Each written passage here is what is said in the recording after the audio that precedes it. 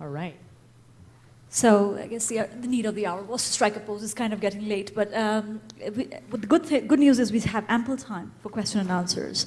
And I thought I would set the ball rolling because one of the questions that I had was, all the people who found their way in your book were very successful at reinventing. A lot of people try and reinvent, but it doesn't happen. What do you think was common in all the people who you looked at for your book that allowed them to make the transition that a lot of other people are not able to make? Great question, Tanvi. Thank you. So I would say that, that one of the factors that was most impressive to me in the vast majority of people who I profiled in Reinventing You was what I'll call an entrepreneurial mindset. And really what I mean by that is that they were unafraid to do things without anybody's permission, to just try it and see if it worked, and to see beyond the traditional boundaries. And so just as one example, there was a gentleman who I knew and who I profiled named Craig Della Penna, and he had a job that he loved. He was a nonprofit advocate for the Rails to Trails Conservancy, which in the US, they take abandoned railroad lines and they turn them into bicycling and walking paths. So it's a very nice thing if you, like nature, if you like recreation, if you like bicycling, it's a great job. And so he advocated for this. And unfortunately, they ended up closing his field office. And so he lost his job. And this is tough because for many of us, if you lose your job, it's always a challenge to find another one. But, if you're an accountant, you can probably find other places to be an accountant. If you're a marketer, you can probably find other places to do marketing. His specialty, his expertise, was that he was the worldwide expert in New England rail trail conversion.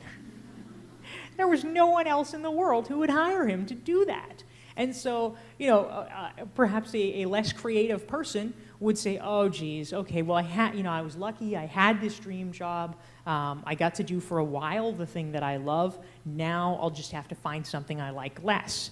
But instead, he came up with a different idea. He and his wife had always been interested in opening a bed and breakfast. So he bought a house, and he turned it into a bed and breakfast. It was right next to a rail trail. And so they actually made it the center of their marketing campaign that this is the house in New England that is the bed and breakfast that is closest to a rail trail, and they marketed it to all the thousands of people that he knew from his previous job.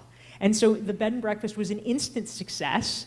He had his base, and it was so successful.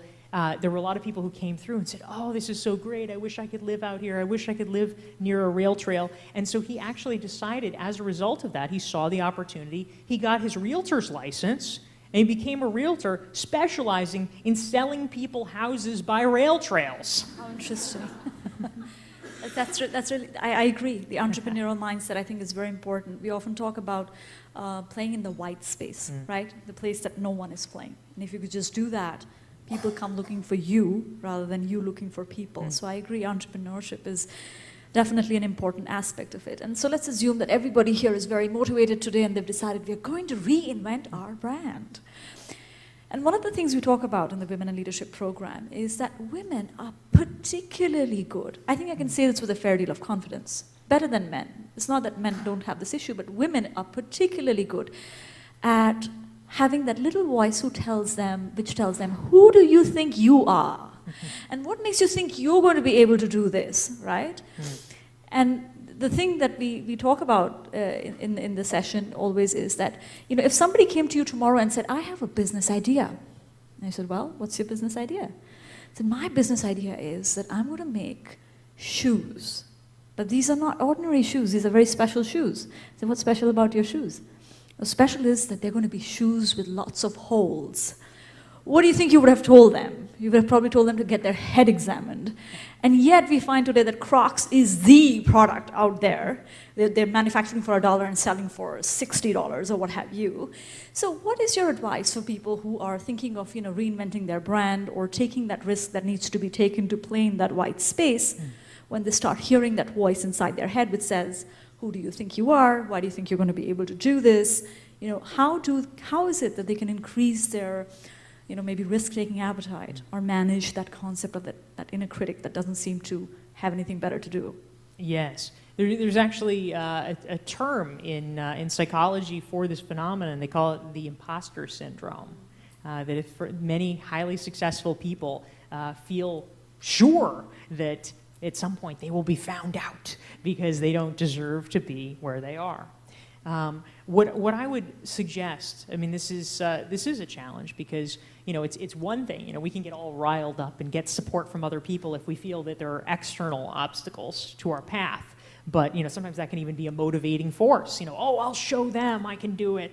But when the voice comes from inside, it's a lot harder to overcome that. What I would say as one possibility for getting started in doing that is that, you know, really it's a question of building your team. We were talking earlier about your mentor board of directors. And I think sometimes we are unreliable witnesses to ourselves. In Reinventing You, I interviewed a woman who was a career coach. Her name was Phyllis Stein. She was for many years the head of Radcliffe Career Services at Harvard. And she told me that, interestingly, in the clients that she worked with, it was actually oftentimes far easier for them to see their weaknesses than it was their strengths. They were incredibly talented people, but they were almost blind to what was good about them because they were so acutely aware of the faults. And I think if that's the case, we need the perspective of other people. We need to have our own band of supporters, and it's good now, you know, not just in the tough times, but starting now, so you have a kind of track record of longevity with them to get their support, get them on board, so you have a sounding board for the future. Yeah, I think that's a great idea, and Geisha is here. She's one of the participants from the last year's program, and you know, you should talk to her post the talk.